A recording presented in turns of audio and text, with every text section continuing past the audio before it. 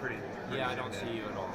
And then that, I'm just going to pick up my I think we're next to it. Yeah. syncing and stuff. Okay. Nice. Thanks, guys. Yeah, I don't see you at all right now. Got it, flies. Too far that way and you will be. Yeah. Like between those two. Keep going. Keep going. Very good so far. Really? Yeah, you're good there. I don't see you at all. You're any closer to number 6. I'm surprised, actually. Nice. Good to know. You're tall, too, yeah.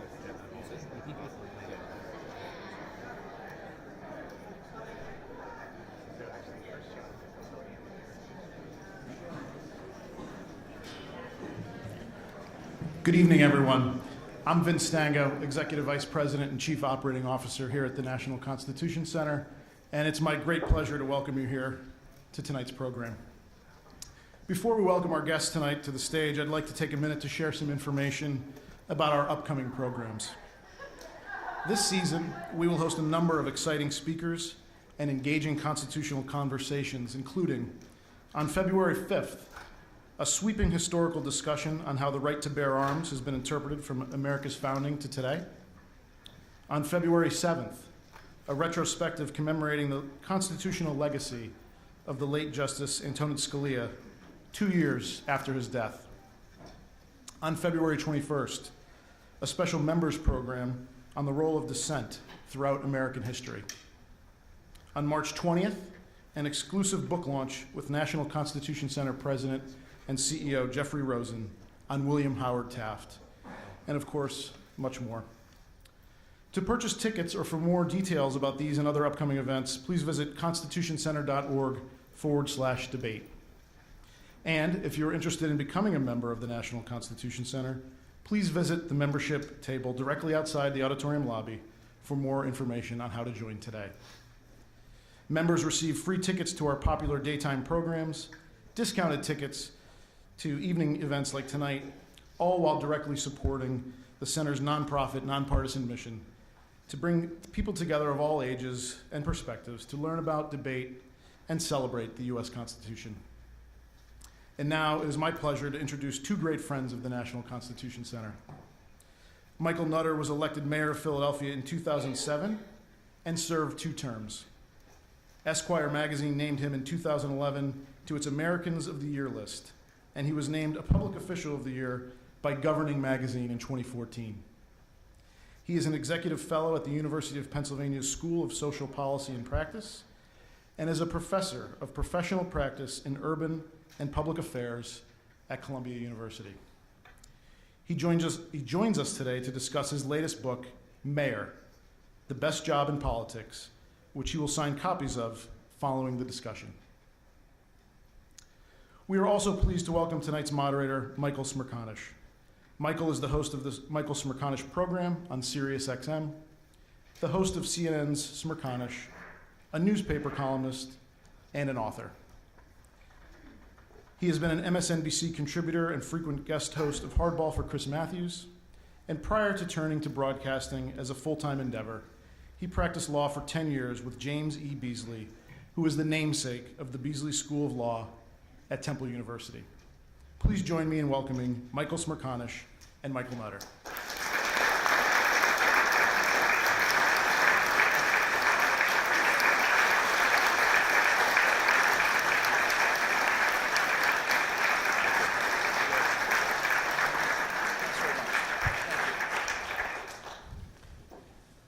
Good evening, ladies and gentlemen. Mayor, good evening. Good evening, Michael. Mayor, the best job in politics. Why is it the best job in politics? Because you can get stuff done. You can see the value in the impact of your work. You can help to change people's lives. And it's a whole lot of fun. Is it fair to say that if you had been able to master the periodic table when you were at Penn, you would never have pursued a career in politics? Tell the story. It is pretty likely, but there came a point where I just really didn't give a damn.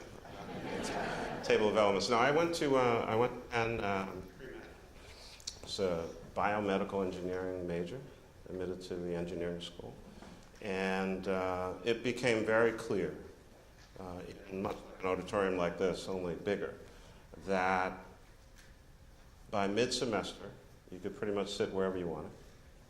And I think after pretty much failing the first 3 exams, it was clear that A, I was not passing this course, B, I really didn't give a damn about the table of elements, and C, you're not going to be a doctor. You had to First work semester. it to get to Wharton. Yeah. How were you able to achieve that? Well, this is being recorded, so I want to respect the University of Pennsylvania. It was a long, torturous, kind of path. About 95% of that torture created by myself, by not necessarily being the most studious person. Lloyd sure will kill me for saying that. No, I started working at the Impulse nightclub, and I was probably working about 60 hours a week and studying maybe about 60 minutes. So I tried to leave engineering school because, again, it was clear that there was no future there for me. So right after my first semester, I tried to transfer. Wharton denied my application because I had not kept a full course load, which at the time was 4 courses. The engineering school then found out that I tried to transfer and said, if you do that again and you're not successful, we're going to kick you out of school. Okay.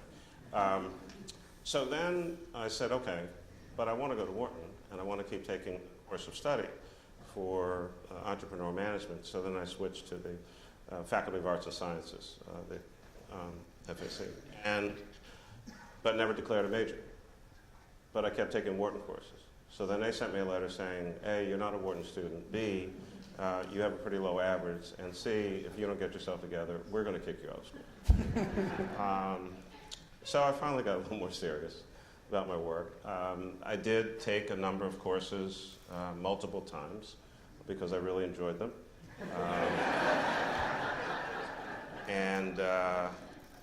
So in May of 1979, I was 6 courses short of graduating. For some bizarre reason, they actually let me walk in graduation. My mom was thrilled, and my grandmother. I said, I don't know what you're so excited about. I have to go to summer school tomorrow. Probably maybe cut kind of my first political deal. I had an agreement with the dean of undergraduate at Wharton. And he said, look, you have 6 courses. I said, I'm not coming back in September. This is it. And he said, if you achieve a certain average for these 6 courses, you'll be good to go. I hit the number right on the number. He said, well, Mr. Nutter, you're in and you're out. Goodbye. It's nice. It's been nice knowing you. You mentioned a moment ago the Impulse discotheque, Yeah. and you write about this in the book. Did Mayor Mike learn anything from Mixmaster Mike? Any lessons in that disco that applied to your governance? Well, it was possibly some of the best training, and I'll tell you why. So at the club, I met a lot of people. I shook a lot of hands. I had to remember a lot of people. And every now and then, we might have to throw someone out. I'm not like the biggest guy around. So I learned some negotiating skills, some people skills of how to nicely put somebody out of a nightclub. As mayor, I met a lot of people. I shook a lot of hands. Had to remember a lot of folks. And every now and then I had to put some people out of places. So, I want to talk about some of the political battles that you've waged over the years. Let's begin with Mrs. Levinsky, 282 votes to Michael Nutter's 48. Who was she and what happened? So Lillian Levinsky was a committee person in the 52nd Ward. I had just gotten involved with Councilman John Anderson. He was seeking to become ward leader in 1982, and I lived in a division where they were looking for a committee person. And so I went down to voter registration. I was a Wharton School graduate, so I was about data and information and regression analysis, and I was going to figure this thing out. And I went down to voter registration, and I started looking, because I wanted to understand the constituency. There were 3 apartment buildings. I lived in the really cool building, and the other 2 had more senior residents. like 1898 date of birth, 1901, 1905. So I realized this is a very old constituency here. And I was in my early 20s, and it was apartment buildings. And so there were days where I would literally wait until someone came out of the building, and then suddenly I realized, oh, maybe I can go in this way, to put stuff under people's doors, which you were not supposed to do in the first place. But Lillian knew everybody. I virtually knew no one. She kicked my butt. At the time, committee people ran every 2 years. Now they run every 4 years. And so I ran again, got a little closer. But it was clear that it would probably take about 20, 25 years to ever be Lillian. I mean, she may have passed away. And so another big political decision, I moved.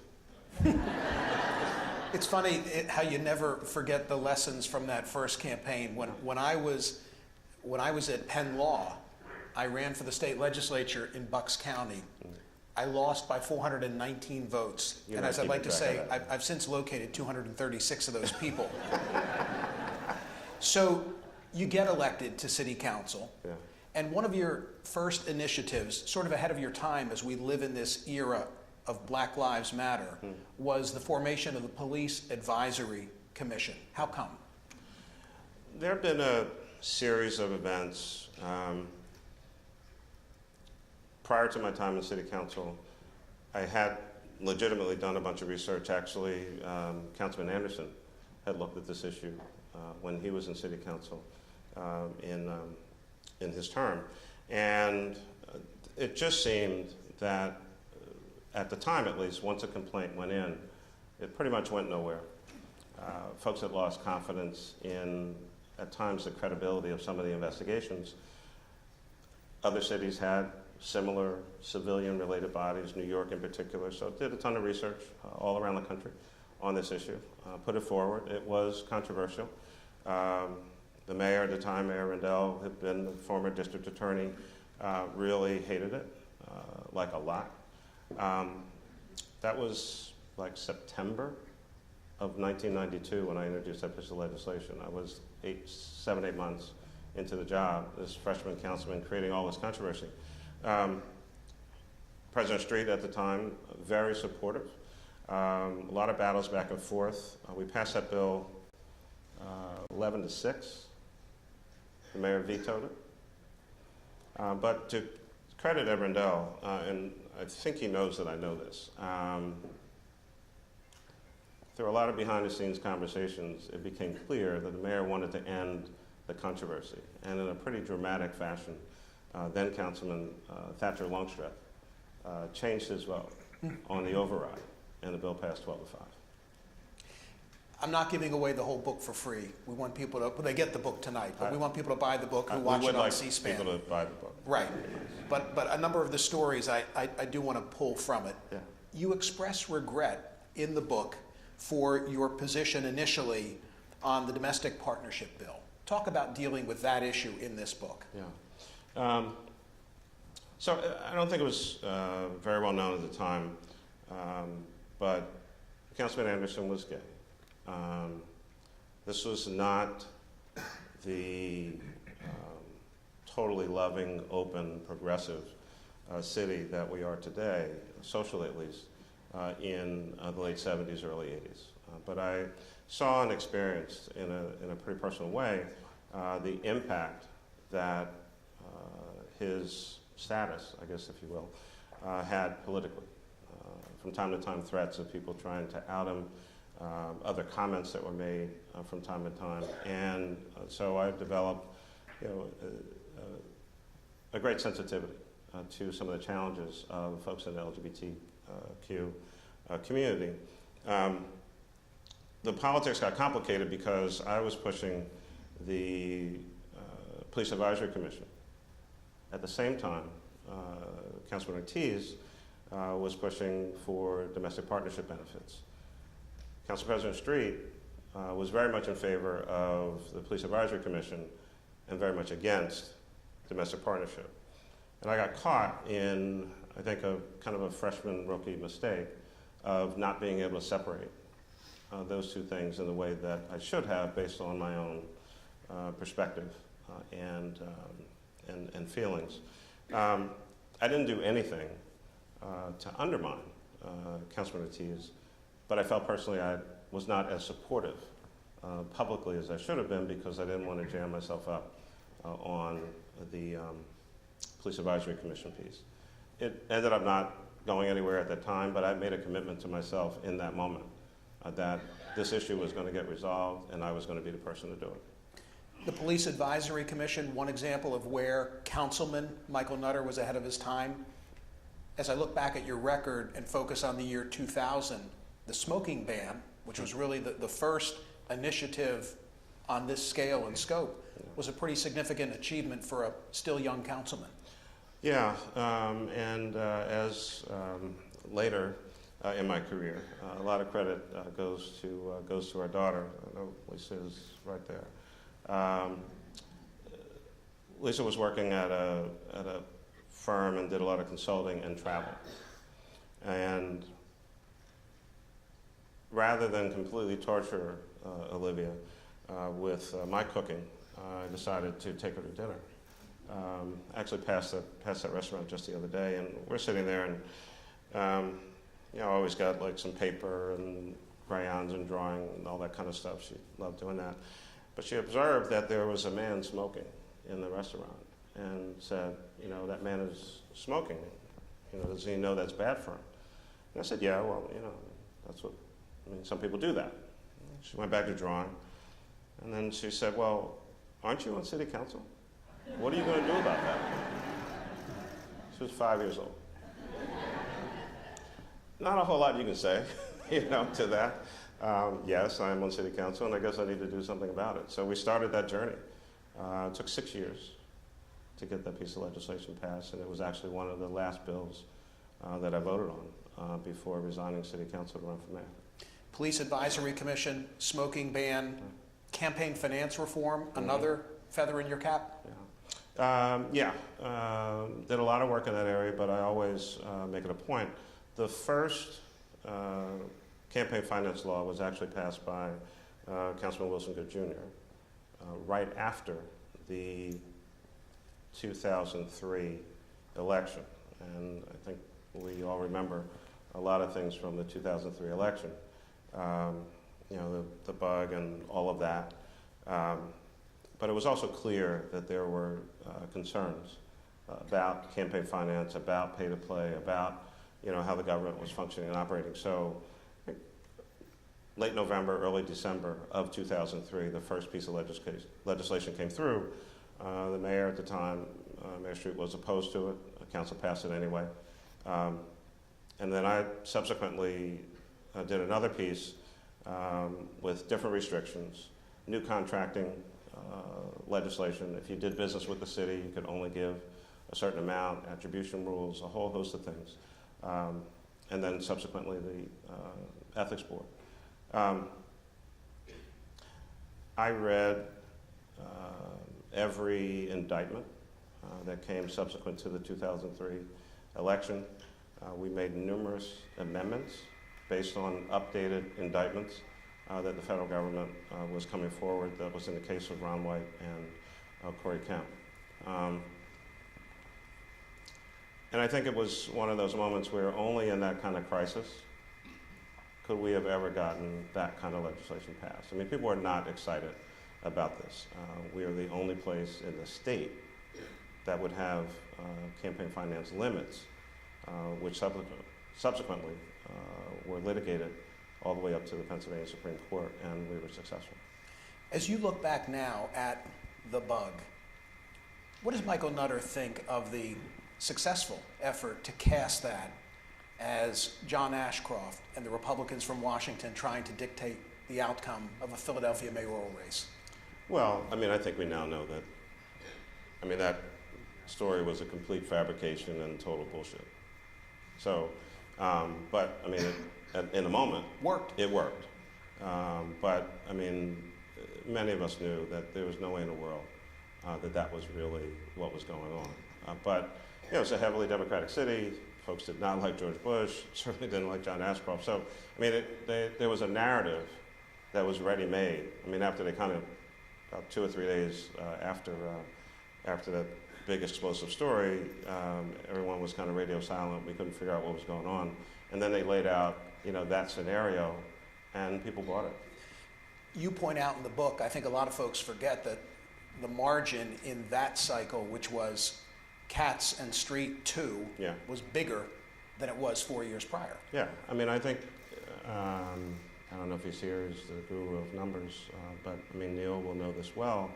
I think the 99 Street Cats race, I think the margin was somewhere in the 9,400 neighborhood, one of the closest in modern history. And I think the rematch, Mayor Street won by like 85,000. I mean, it was some absurd number based on, this whole fiction that had been created about the Republicans in Washington were trying to take down the black Democratic mayor of Philadelphia, which would then lead to the Republicans being able to win Pennsylvania in 2004. That was the fundamental Theory, yeah. Yeah, which just made no sense whatsoever. Summer of 2006, you resign from council. You have your eye now set on the mayoralty. I was surprised, maybe I knew at the time, I'd forgotten, what a shoestring operation it was at the outset of your campaign. Describe it. I'm not, we may have borrowed some shoestrings. I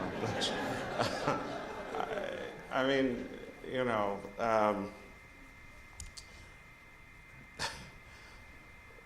so in May of 2006, we take a poll. I'm still in city council. And I mean, it was a well-known firm, Hart Yang, Fred Yang, nationally recognized pollster, paid good money. And the poll said that basically no matter who runs, you can't win. Well, how much did we pay for that? Back and forth. And, at the end, it's like, what are we going to do? And I said to Fred, well, what do you think? And he said, well, difficult, not impossible. Okay. But I think at this point, and just kind of jump right into things, you don't just decide, well, you shouldn't. You don't just decide you're going to quit your job and run for mayor of, small, medium, or large city without a whole lot of conversation with a lot of folks. And the first one really has to be at home. Having support, more than support, but having real support from Lisa and Olivia.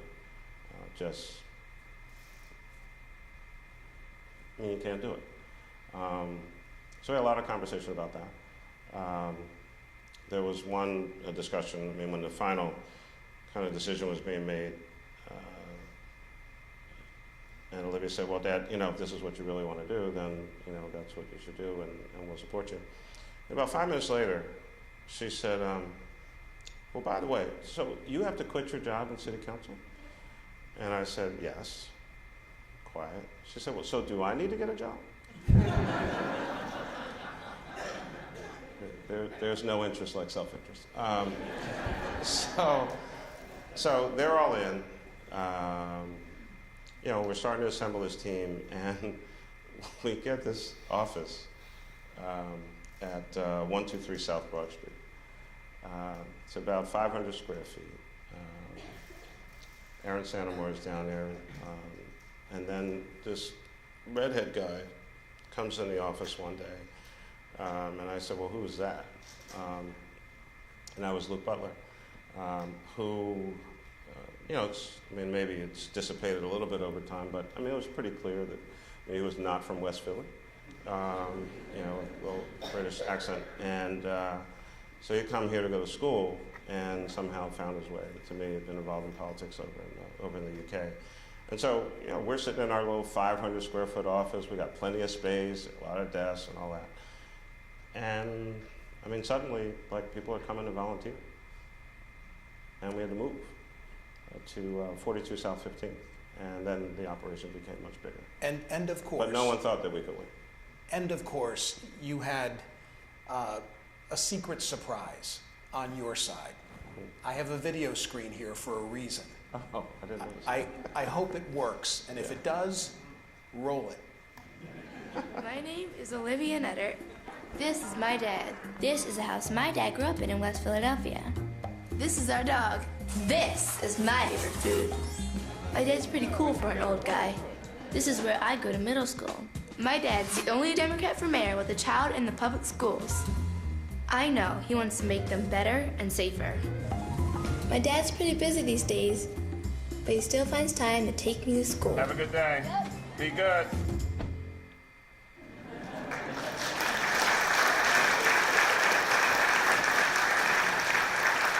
You know, like you, I've paid attention for a long time. I don't think there's ever been, and I shouldn't limit it to Philadelphia, but I don't remember any commercial with the impact of that in a mayoral race. Talk about it.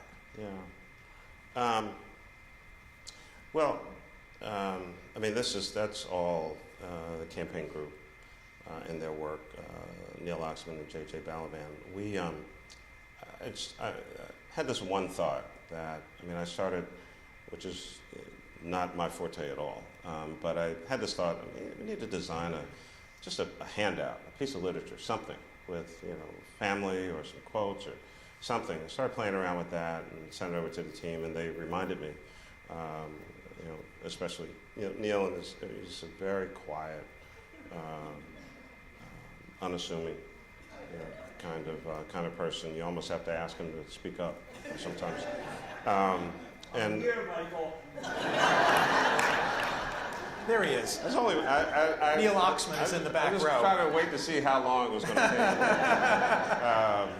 And he reminded me in his unique way that this is not what I do, but took it from me anyway. And they came back and said, no, we think we can turn this into something else.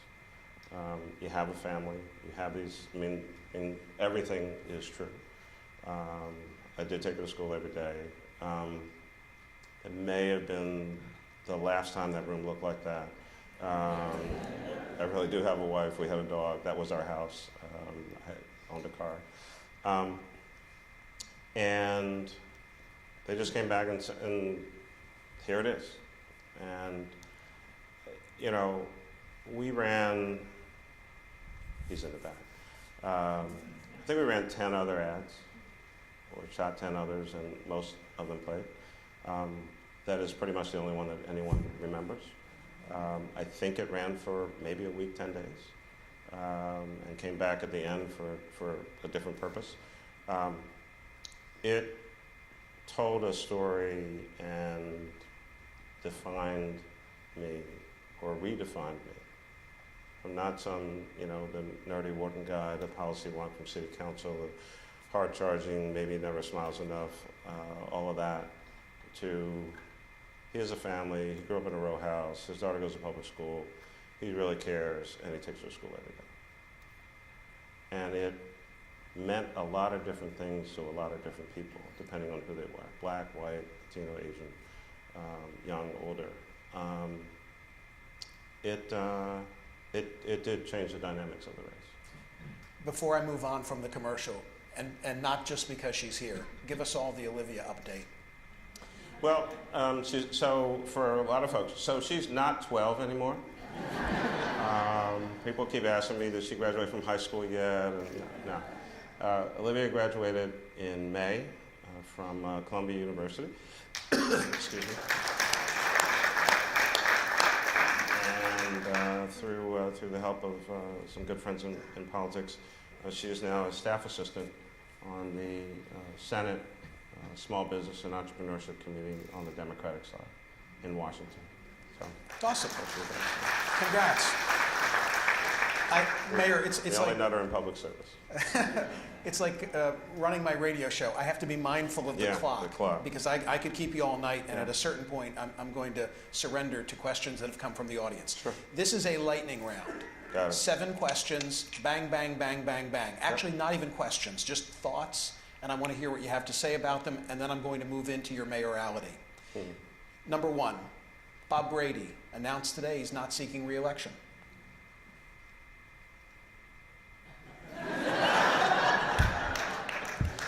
You know,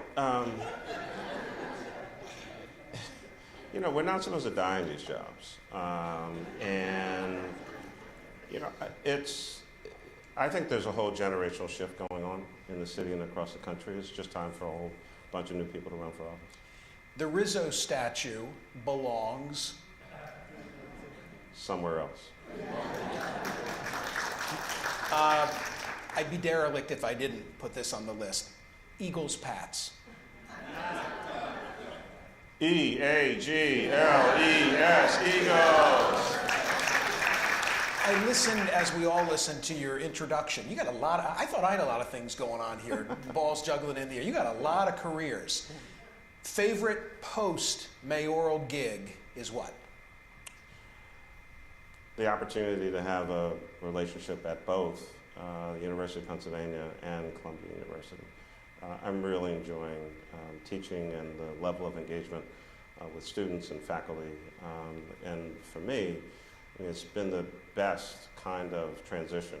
You know, running the city is a big bureaucratic place with a lot of rules and regulations. College or university, big bureaucratic place with a lot of rules and regulations. Difference, I'm not in charge. Last night, Donald Trump, first State of the Union. Disaster. The speech or the State of the Union? Speech. Yeah, I mean, you know, look, I mean, he is, this would be my most partisan comment. I mean, there's something materially wrong with him. The country has been through worse. And if folks get off their butt and go out and vote in 2018, we'll make a difference in Congress and then change the presidency in 2020. Two more of the quick ones. Mayor Jim Kenney. Doing a job. You know, I mean, I'd be remiss if I didn't acknowledge at least, as I was supposedly sneaking in the side, I saw Don Schwartz. I mean, it was Don Schwartz's idea that we propose a sugar-sweetened beverage tax in the city of Philadelphia. And I think it's that level of, again, innovation and foresight that has now led to, let's put litigation aside, you know, the success in 2016.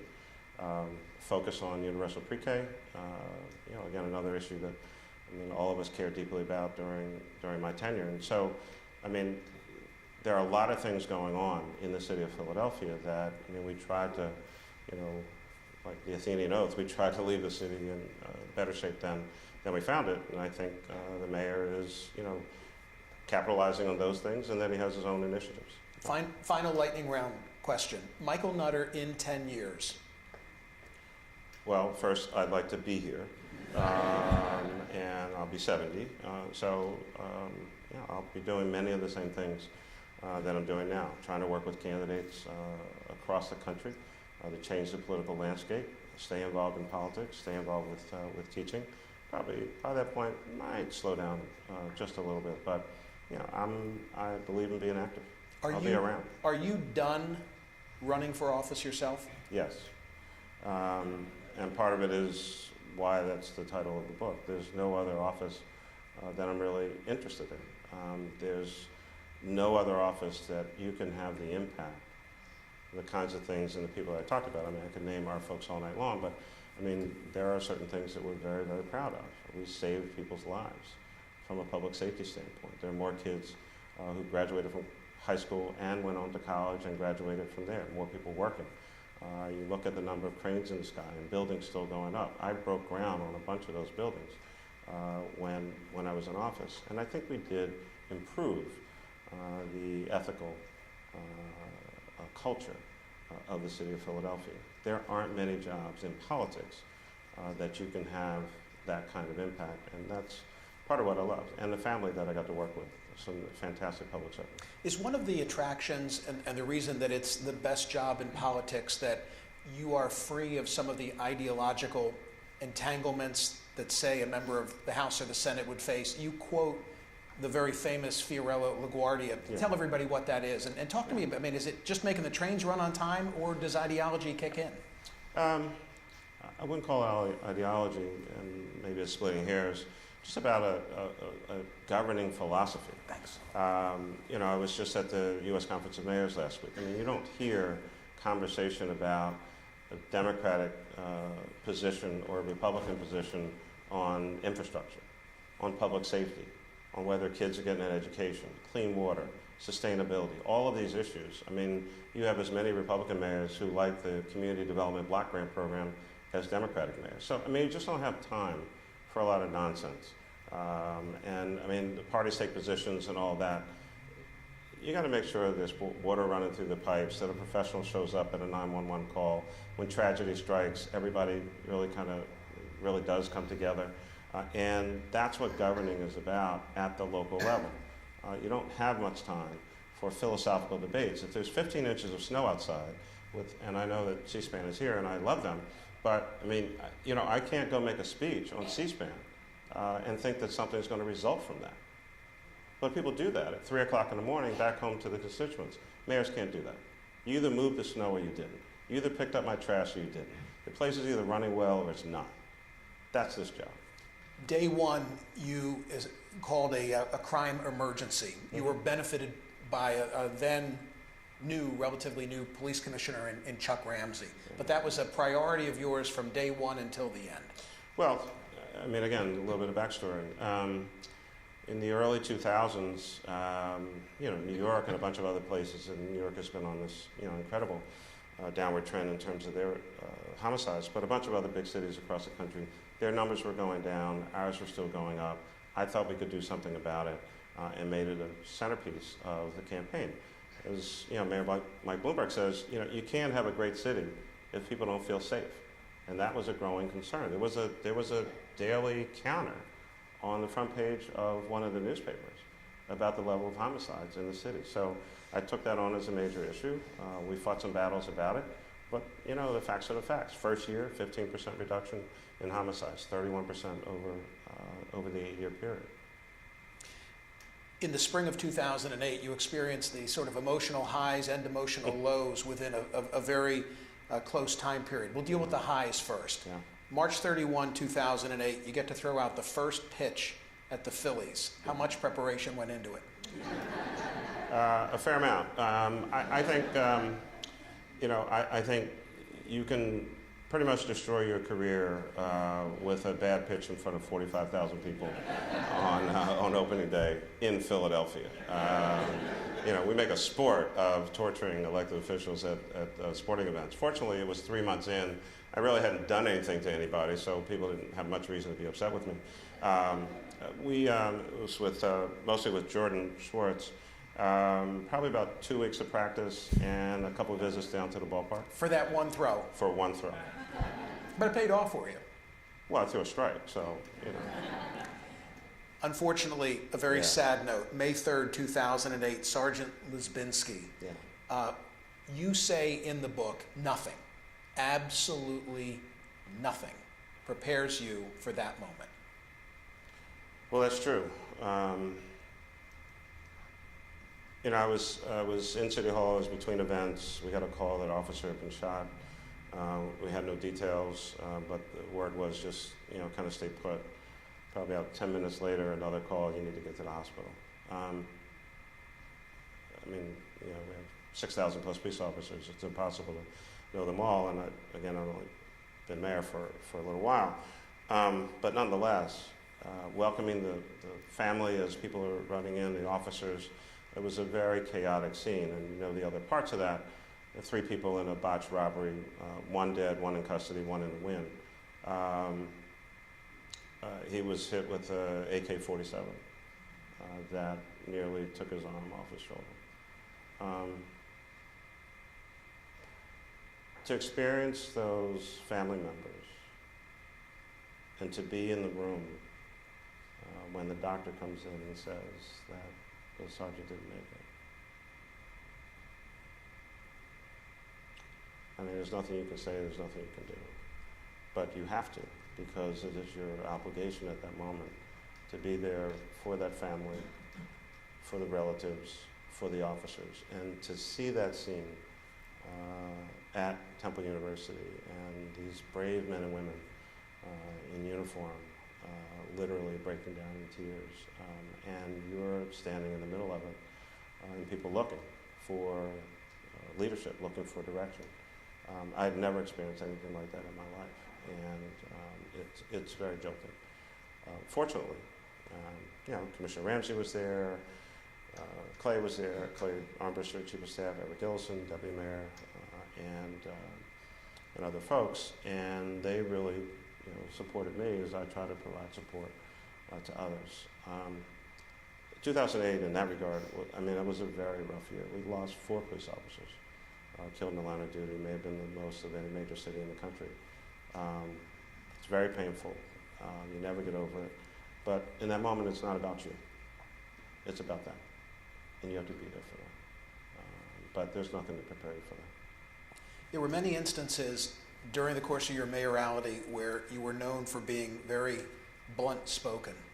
And one of them you write about in the book in the context of flash mobs. This was a speech that you delivered at Mount Carmel Baptist Church, where you're a member. I turned to the parents, I told them bluntly, get your act together, raise your own kids, know where they are. I had a particular message for the fathers in the black community. You're not a father just because you have a kid or 2 or 3. That doesn't make you a father. A father is a person who's around to participate in a child's life. He's a teacher, helps to guide and shape and mold that young person. Someone for that young person to talk to share with their ups, their downs, their fears, their concerns. If you're not doing that, you're what the girl call out in the street, that's my baby daddy, that's my baby daddy. Don't be that. What reaction did you get from all communities after that speech? Well, in the church, which I anticipated because I know the pastor well, I know the members. That was a message. That's an old school conversation. That's a 55th and Larchwood kind of discussion. The parishioners are more in that generation and would be supportive of that kind of message. But I wasn't only talking to the congregants. I think it was fairly well received in a variety of places, and I'm sure there were some folks who didn't like it. You can't get away from that. But I just think that as mayor, especially, and as an African American, it is very, very important to be truthful and honest about some of the challenges and ills that have a particularly significant impact in the black community. I would get criticized for talking about violence in the black community. My position was, if I got kids dying in the street, I have to say something about it. And I'm going to challenge any of you on your behavior. Whatever your disputes may be, there's nothing that justifies you walking up and shooting somebody in the head. Nothing. If I hadn't read the book, I might have misspoken and called it a sugar tax or a soda tax, but now I know I'm supposed to say sugar sweetened beverage tax. Yes, SSB, yes. How come? Why so important? Well, I guess there's some purists out there.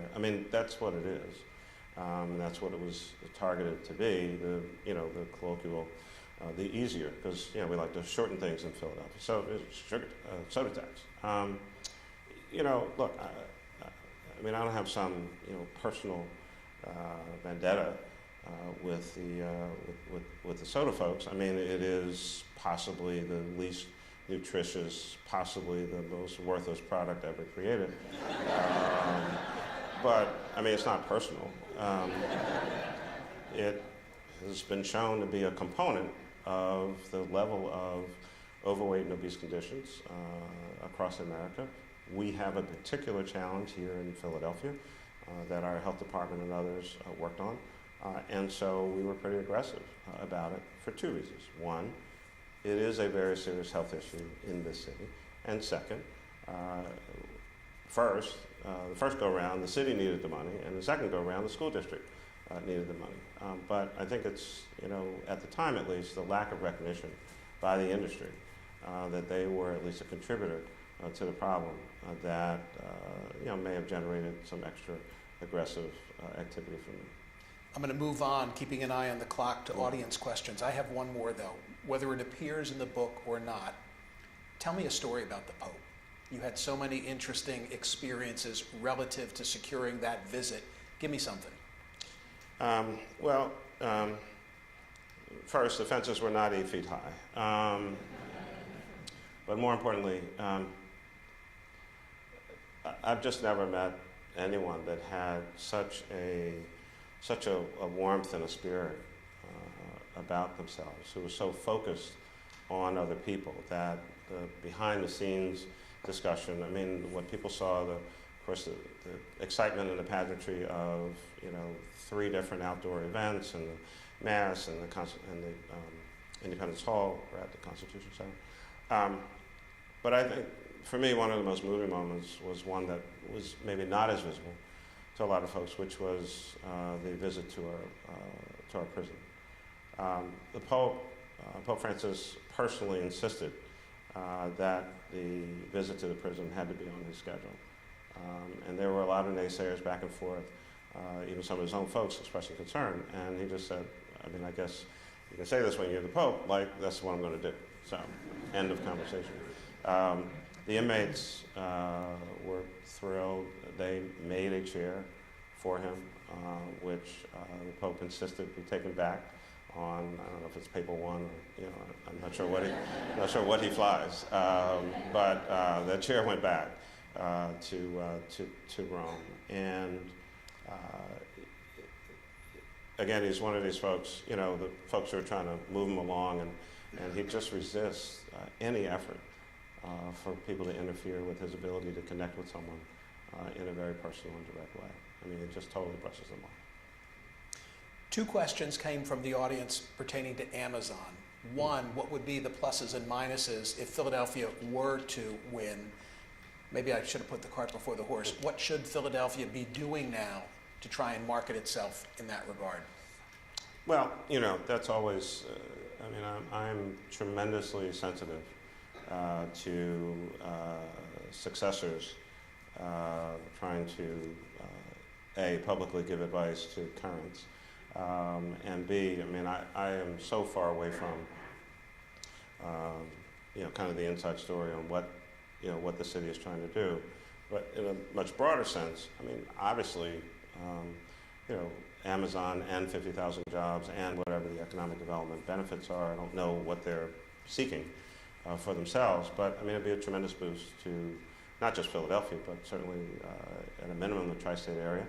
I think the issue seems to be where we, fortunately, I think, have a number of potential locations, and we've kind of positioned ourselves that way.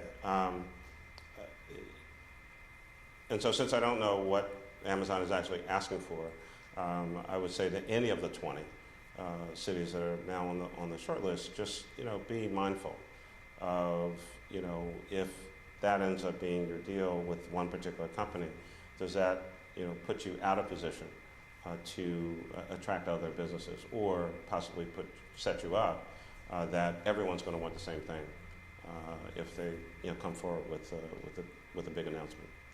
Great question. What has been the most challenging aspect of your transition from public to more private life? Well, first is, I think, just realizing the true recognition that it's really kind of over. And so, I think some people know, I bought a Tahoe before I was elected. We donated to the city. That's what I rode around in, and had, tremendous police protective detail for 8 years. Didn't have a car, and pretty much only rode in that car unless I went somewhere with Lisa. The tradition is, after leaving office, you get basically another 6 months to kind of transition, but everybody goes away, and you keep one officer. So. The agreement was, because we were hosting the Democratic National Convention in 2016, normally it would have been at the end of June, and the agreement was it would be right after the end of the convention. So, Hillary Clinton gives a big speech Thursday night, and it's over on Friday. Take care, have a nice life.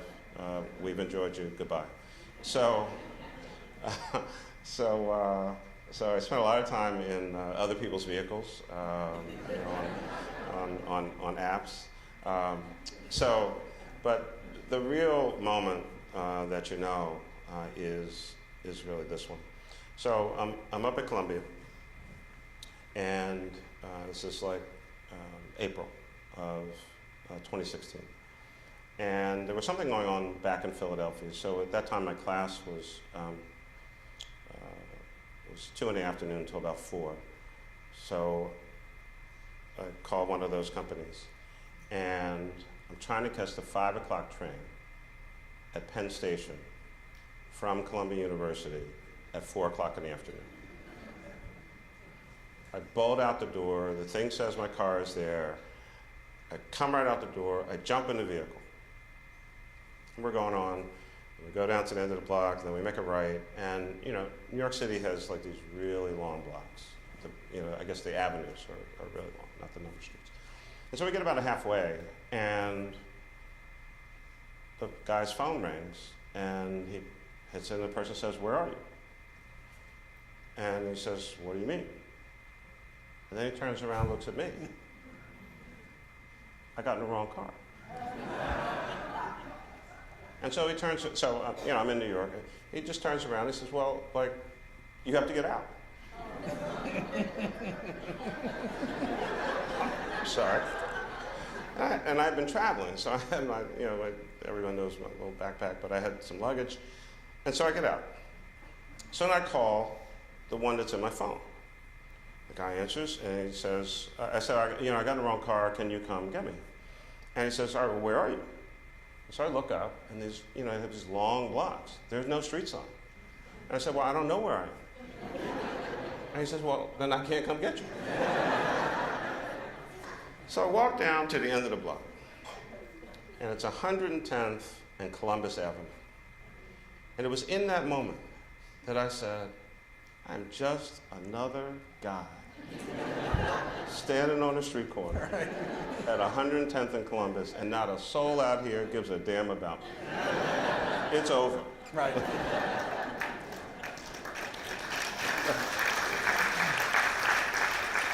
You were most proud of the fact, you say in the book, of the decline in homicide rate and the increase in high school graduations.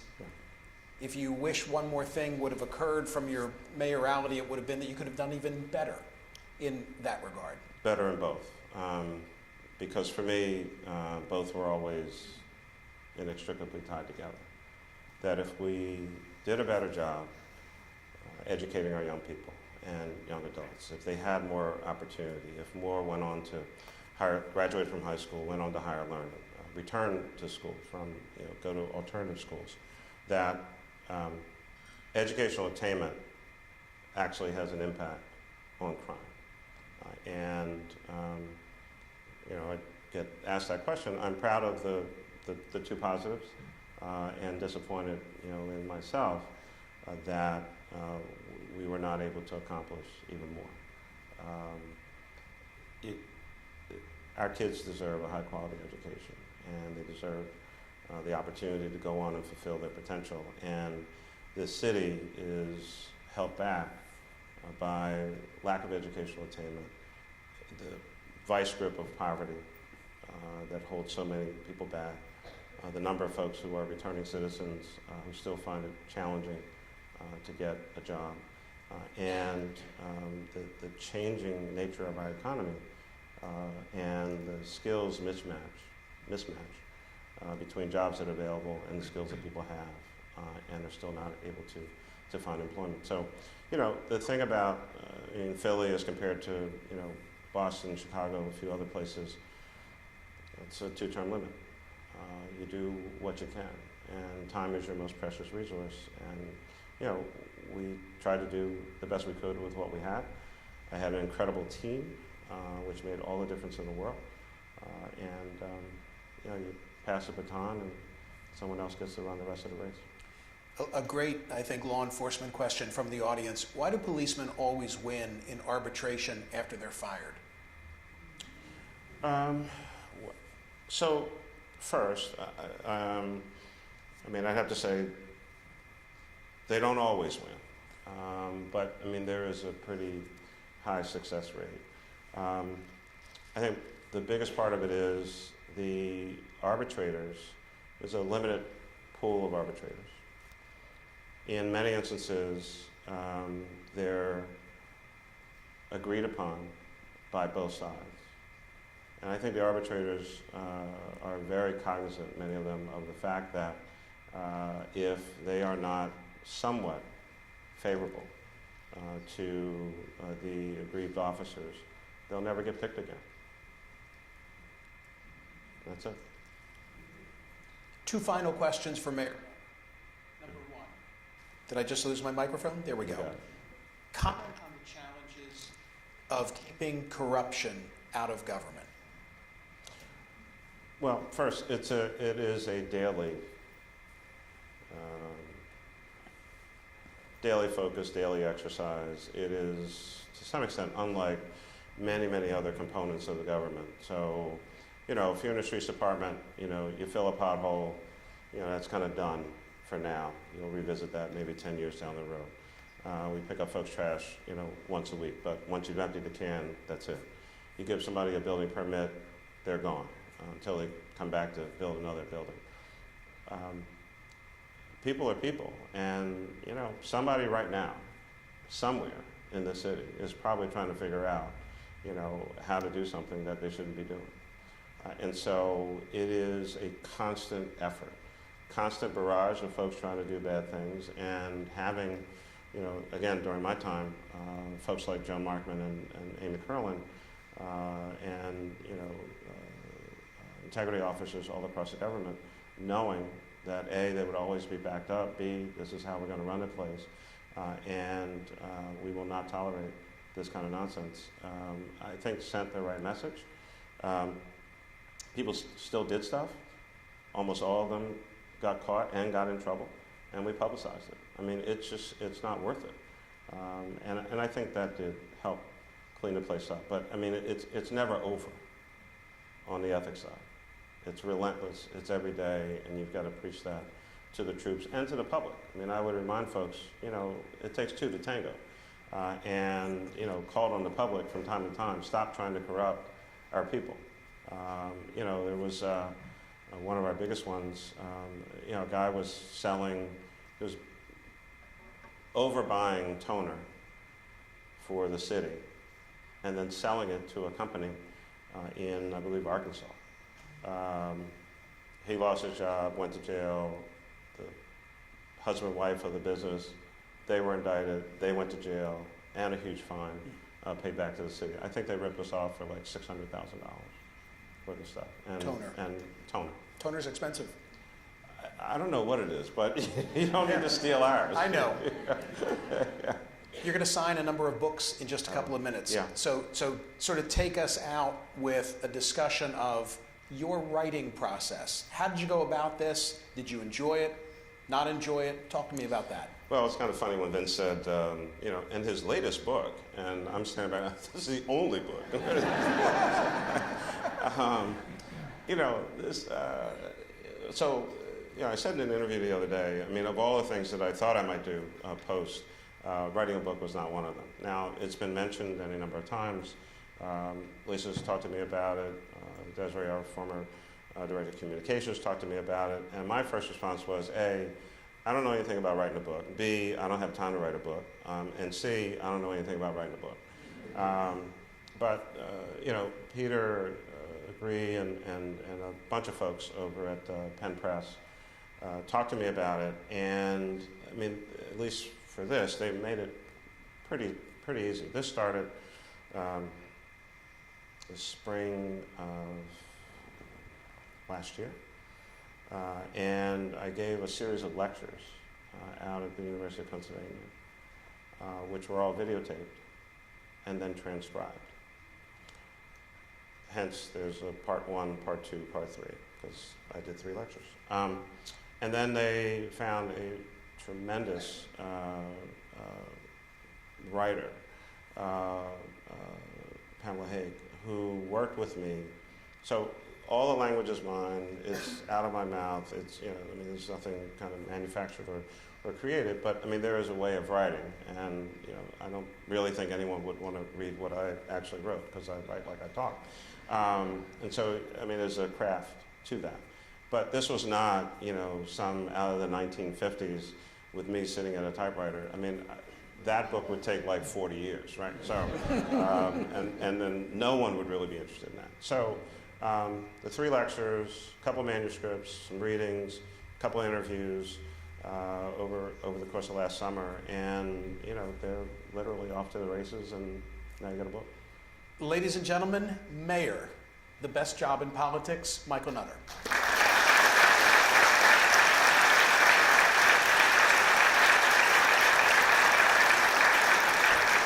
Good job. Well done. Thank you.